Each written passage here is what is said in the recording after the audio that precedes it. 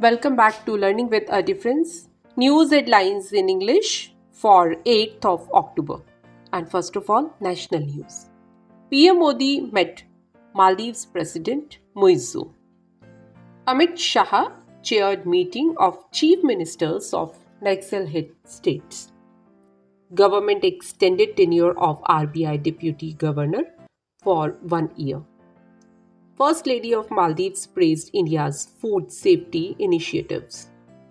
President Murmu to corner 70th National Film Awards. 100 food testing labs and 50 irradiation units to be set up, Union Minister. International news, British PM Keir Starmer named new Chief of Staff in Downing Street shake-up. Turkey President Erdogan said on Gaza war anniversary that Israel will pay price for genocide. And Hurricane Milton expected to hit Florida midweek, likely to get stronger. Kamala Harris, the US Vice President, underlines US support for Gaza ceasefire as conflict escalates.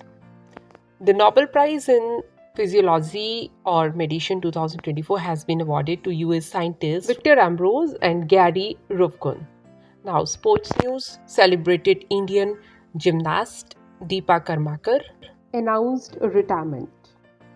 AFC boots out Mohan Bagan from Asian Champions League for refusing to travel to Iran. Sri Lanka appointed Sanat Jayasuriya as permanent head coach till 2026. Now, business related news. Automobile sale witnessed minus 9.26% decline in September, FADA. India Maldives ink currency swap agreement to initiate talks on FTA. India Nepal ink B2B deal for petroleum infrastructure boosting energy ties.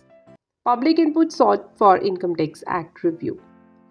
And that's all in news. Thank you.